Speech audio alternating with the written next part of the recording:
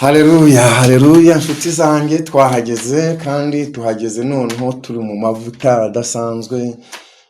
Ndi kumva nishimye kandi nishimiye uburyo mugenda mukora komenti uko mushoboye. Imana y'amahoro ibampera umugisha kandi umugisha muwakirane yombi. Reka mbasengere rero mbasabira umugisha uburyo mukomeze kudushyigikira, mushyigikira ibitekerezo n'inama tugira bene data. Hano Bibiliya idusaba ngo mutyazanye mu rugendo, ngo n'uburya n'ibyuma uragifata ukagityaza ku kindi bigatyazanya bigakora akazi. Rero hano tugiye gutyazanya imirere na mirere mu itorero ryarindi riri online. Amarembo ari mu mutima yacu tuyafungure, dufungure hano twiga, hano tuziga ubuzima butandukanye. Muzakora komenti uyu munsi muvuga uti dushaka ikiganiro twigisha gukora business, cyane ko nabyo nifuza nuko akenshi iyo ugiye kubaka inzu ubanza fondation. Fondation ikozwe neza ugashyiramo inkingi, ugashyiramo ugateganya utinzi igomba kuzagira mwamba izazirikirwa hejuru uzazirika igisenge kibe kiziritse neza, ukizirike ku buryo umuyaga utazakinyeganyeza. Muri iyi si rero mu ntambara turwana, uburyo tugenda, uburyo ibyo duhura nabyo, umuntu aba mu isi akabaho mu buryo butandukanye, ariko nyine icyo turi hano twubaka ni ubuzima, ntabwo turi kubaka amatiku. Hano muri komenti tuzajya dukora nta matiku dukeneye inyubako nzima.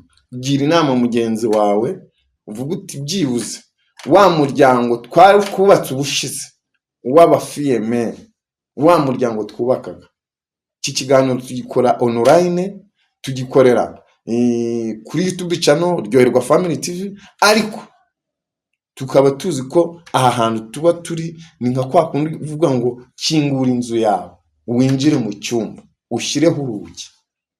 Hano dukora amanywa, ijoro, imvura iri kugwa, turakora rwose, ariko intumbero ni ukubaka ubuzima rusange, ni ukubaka ubuzima bwacu bwite. Hano tugiye gutangira n'ubundi nk'uko intego yacu iri ni ugusenga, kuko niyo tubanje isengesho ni cya gihe tuba twinjiye mu cyumba cyo hejuru, cya kindi twisanisha na cya kindi intumwa zinjiyemo zikavuga ngo tugiye mu cyumba cyo hejuru, nk'uko bari babibwirijwe n'intumwa, nk'uko ariho Yesu, haleluya, yabahamagariye cyangwa yabatoje kuguma, niho yabatereningiye aravuga ngo mugende murindire. Aha rero niho hantu tugomba kuba turi. Aha rero tuzahavana ubuzima, ntabwo tugomba kuhavana umuvumo. Nimba navuze ngo mu bihe bizaza, mu bihe turimo, mu bihe twavuyemo, ibyo tugomba kubivanamo inyubako tuzubakiraho ubuzima bwacu bw'ejo hazaza. Tuvuga ngo nimba hashize byaranze, ariko aho tujya bizakunda rero twakoze, bizakunda hari impinduka. Ugomba kugira intego, ugomba kugira tarifu, ugomba kugira intego wubaka, ukavuga uti ndi kubaka ku murongo uzamuka. Hari umuhanga umwe wavuze ngo uburyo bwo gutunga amafaranga, mujye mwibuka ko ubuzima bwose twubaka turi kubakira ku kintu bita ngo ngire amafaranga. N'abagerageza kwigisha iyobokamana abenshi bisanga bari kubakira mu buryo bashakamo amafaranga. Ngira ngo kuzagera mu rusengero ukabona pastor cyangwa padiri cyangwa shehe basohotse mu musigiti, mu rusengero, mu kiliziya, nta mutungo ubonetse, kiriya kintu ni ikizira kuri bo, mu mitima yabo aba ari ikizira. Ariko nanone nkanabagarukaho nkavuga ngo nimba umuntu yinjira mu kabari akinjiranamo icupa, iyo uhageze uhasanga umuseriveri akakubaza ngo ushaka iki, bene data, dushishikariza abantu kujya mu rusengero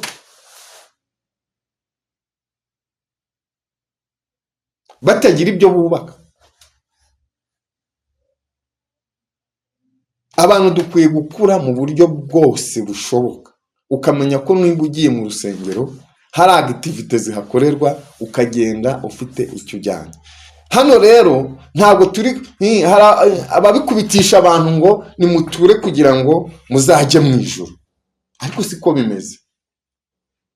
Buriya bakwiye kujya bavugisha ukuri ngo nimuture dushyigikire ibikorwa remezo, muture hagira ibikorwa bikorwa. Iyi si uko twayisanze ntituzagira uko. Abapfumu nibo bagira izo strategie, bakagira uburyo batobora amatiyo bakayacisha hejuru, bakagira uburyo bakoresha imyuka yabo n'iy'abandi kugira ngo bagukureho utwabo. Ariko Imana ihora ari ukuri, ihora ari Imana ishoboye byose. Tugomba kuyisengera mu kuri no mu mwuka ufite ukuri, mu kuri no mu mwuka, no mu mwuka ufite iki? Ukuri. Wagera mu rusengero ibintu byaho bikaba biri ukuri, bikaba biri verite, ukavuga uti nimba ngeze mu rusengero ejo tuzakenera kuvugurura intebe, pasiteri azajya mu ivugabutumwa, reka nsiga ituro, iri turo nsize rizakora iyi mirimo. Ariko bivuga ngo uzasiga ituro ritabangamiye ubushobozi bwo mu nshingano ufite mu muryango. Kuno insengero zafunzwe ibintu bigahindura isura, nuko kenshi hateranye inama nyinshi zigasanga harimo amadini, imiryango ishingiye ku idini ibangamira imiryango mu buzima busanzwe, ugasanga baramamburaho utwabo batitaye ku buzima babayemo. Ugasanga ibyabo no kubabwira ngo tura tugukureho imivumo, tura tuguhesha umugisha, tura nyine uzajye mu ijuru, ariko ntabwo ari uko bimeze. Aha rero muri iki kiganiro, muri iri torero Amarembo, twe ntituzasaba n'amaturo. Icyo tugusaba ni ukuza ugakurikirana izi mpuguro, ugatera imbere, ukiyubaka, ukisobanukirwa. Natwe tubifitemo inyungu, kuko uko tuzajya dukora ikiganiro kenshi ni ugutyazana. Komenti zanyu zizaza zidutyaza mu rugendo, komenti zanyu zizatubera ubuzima. Ngira ngo nababwiye ubushize ko icano twayibayemo twikora, dushyiraho ibiganiro bitandukanye, dushyiraho filime zikinye mu buzima busanzwe, ariko tuza guhabwa n'umuyoboro w'umwuka wera, dufashijwe no kuyoborwa n'Imana. Twumva ko tugiye kujya tuganira, dushyiraho ibiganiro by'ivugabutumwa n'impuguro zidufasha mu buzima busanzwe, ubundi bikabaryoherwa Family TV.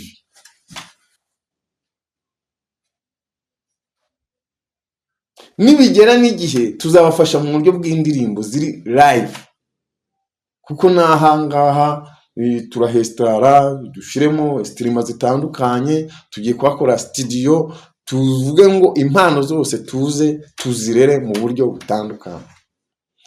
Iki kiganiro nakoze uyu munsi turagisoza dusenga Imana, ariko ni ikiganiro kiri mu buzima rusange, kiri mu buzima bwose, turi mu mpande, twavuze ku nsengero, twavuze ku miryango itandukanye, ariko tuvuga ngo ese abagikurikirana barakuramo iki? Iyi noneho niyo ngingo tugezeho, kuko ntitwagitangiye tuvuga insanganyamatsiko, ariko noneho tugezeho ngo ukurikiranye iki kiganiro hano no kugira ngo dutyazanye, ni ubuzima bufite intego, ni ubuzima bwo kwisobanukirwa. Ese nukurikira iki kiganiro ukuyemo iki? Kuko twavuze mu buzima butandukanye. Rero ahangaha tugiye kubaka ngo ubuzima bufite intego bushobora kubyara amafaranga. Turagira ijambo rito cyane ritaradutwara umwanya, ritaradutwara kuritekerezaho cyane. Ese umuntu yatunga amafaranga gute kugira ngo abeho mu buzima bwubatse neza? Nukenera kujyana umwana ku ishuri bye kukugora, ejo nukenera kuzamura umuryango mu buryo ushaka bye kukugora. Aka kantu ko tugiye gukura muri iki kiganiro wagakora ute? Gira hirya unyandikire muri comment, kandi nubyandike neza babanje gutekereza ese watunga amafaranga gute? Abenshi bajya bibwira ngo ngo abakize barakize, bakize kera, uwakize byararangiye. Ariko uyu munsi mbazaniye akantu uratekerezaho nanjye nkagatekerezaho. Igihe cyose uzashaka kubaho ubuzima buri hejuru y'ibyo winjiza, ngeraho hano ndashyiraho akadomo, buri hejuru y'ibyo winjiza. Abafite imiryango, abakifite, bahuje, bakundanye, bari kumwe, umugore mwakwicarana muri salo agahita akopera ubuzima bw'abandi bantu batembereye bishimye, akavuga ngo nanjye sheri ngo nshaka untembereza, akabikubwira atitaye ku mushahara winjiza, akabikubwira atitaye ku buryo winjizamo, ubu uzamenye ko yatewe n'abadayimoni. Kandi abantu tuzabana muri iki kiganiro, nshaka abantu bazarwanya Satani akabahunga, uzamenye ngo sheri wanjye burya abadayimoni baguteye. Kugira ngo ugire ubuzima bufite intego, nk'uko iki kiganiro twagitangiye tukivuga, birasaba ngo buri mwe abantu babiri bari kumwe bahuje, bari kubaka umuryango, babeho mu buzima bumvikanaho, baziranyeho, ku ntego imwe, ku bushobozi buri hasi y'ibyo binjiza, kugira ngo batunge ifaranga. Nimba bitari ibyo ngibyo, tayari ni urwobo ryakurimbuka, ryabukena. Mpamvu mbanje ijambo ryakurimbuka, igihe cyose uzaba mu buzima ukazarugereta, uko ni kurimbuka.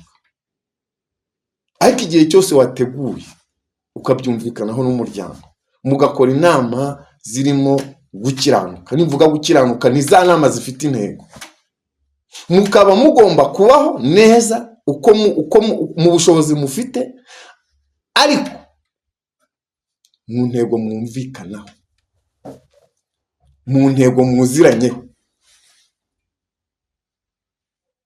Ikiganiro tuzakurikiza cyangwa kizakurikira iki, ni ukuganira uburyo umugore n'umugabo bagomba kubaka ubumwe, intego yabo ikaba ari umurongo udashidikanywaho, ku buryo n'umugore atahirahira ngo yicare muri salo avuga ngo sheri ndashaka untembereza uyu munsi, ariko bitari muri purani. Ndashaka kugura ibi, ariko bitari muri purani. Ubuzima buri munsi y'ibyo mwinjiza rero, ni bwa buzima mwe mufata purani y'ibyo mwinjiza, mukavuga ngo tuzatungwa n'ibi, tuzasevinga ibi, kugira ngo ejo umwana najya ku ishuri, umugabo atazahangayika wenyine, umugore ari mu matiku avuga ngo umugabo ntashoboye. Ahubwo umugabo agomba kuba ashoboye, abishobozwe n'uwo bashakanye. Iki rero ni icyitonderwa, tugiye kugisengera.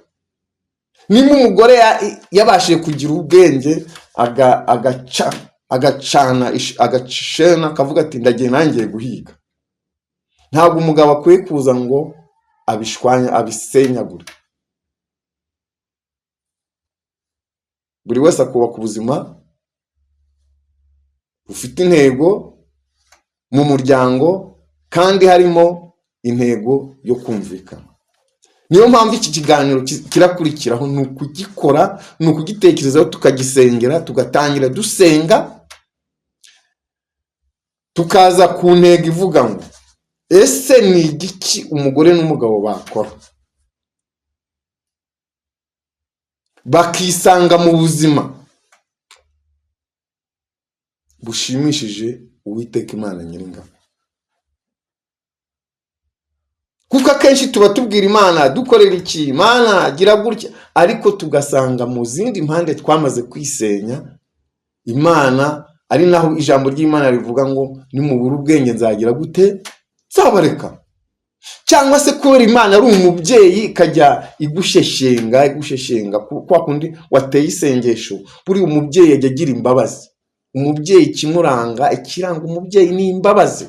Imana rigira izirenze, igira impuhwe nyinshi. Hari igihe utera isengesho ikakwitegereza ikavuga ngo mwana wanjye ndagutabaye, haleluya, mwana wanjye ndagutabaye, ikaguhumuriza, ikakureka. kuko Imana ni urukundo, ariko ikabizi ko ibintu ari wowe wamaze kubyisenyera, ikagerageza kukwereka udufilime dutandukanye kugira ngo ugaruke mu nzira, ikakugaruza ubugwaneza, ikakugaruza urukundo. Akenshi ugasanga bamwe banabyanze, ntibashaka no kugaruka. Ugasanga umuntu ari kuvuga ngo wakumva inama zitanga ngo umuntu abaho ngo mu buryo ashaka, ngo mu buryo bwe, ngo ntenjoyinze nkiriho, ngo se ngo naje kwenjoyinga ryari, ngo iyi minsi ngo ngihuze ngo urayiba. Yibe nawe ejo izakwiba. Ubu hari abantu bari ku mbuga nkoranyambaga bari kuregwa leta ngo kera ngo sinasportaga uburyo ngo umugabo ngo ateye, ngo cyangwa ngo ntabwo ngo yari ndamubi cyane, ngo ahubwo nge nuko ntari nshoboye kubisporta. Iryo rero ni ijambo rivuga kwicuza, kandi kwicuza bishobora kubangamira abandi, kuko hari igihe ujya muri comment ukumva bamwe bari kuvuga ngo uzabona, ariko ubuzima turimo tubusangiye turi benshi, dutyazanye, duhugurane, tugere ku ntego ya yindi yo kwiyubaha, kwisobanukirwa, kwiyubaha, kwiyubaka. Kadusengera iki kiganiro nk'uko twabyiyemeje. Rero turasoza tukiganira kugira ngo tuzakurikizeho igitaha kivuga ngo ese ni izihe mbaraga zakubaka umugore n'umugabo. Aho nituhagera turashyiraho akitondera. Hari ibintu bisenya, hari ibintu bijya bikunda gusenya umuryango bikawurindimura ugasenyuka burundu. Reka dusengere iki kiganiro rero, muri comment niho tuzabonera imbaraga zo kubaka icy'ubutaha kivuga ngo ese umugore n'umugabo bakwiyubaka gute. Murakoze inshuti zanjye, reka dusenge Imana. Mana Data wa twese uri mu ijuru, Imana yera kandi Imana ikiranuka, Imana idukunda, itube hafi ibihe byose, ukatubera umubyeyi, ukatubera papa. Kandi reka twamamaze ijambo ryiza mu mitima yacu bivuga ngo iwacu dufite Imana. Twegereze ubuzima bwawe Mana iwacu, twumve ko tugufite. Haleluya. Twegereze ubuzima bwawe, Umwuka Wera tuganza, tuyobore, atwereke inzira tugomba gucamo. Buri wese yisobanukire, kwirinda amakimbirane, kandi buri wese abijisho rya mugenzi we. Urakoze Mana kubidushoboje, tugushimiye gutyo mu izina rya Yesu Kristo umwami wacu. Amen.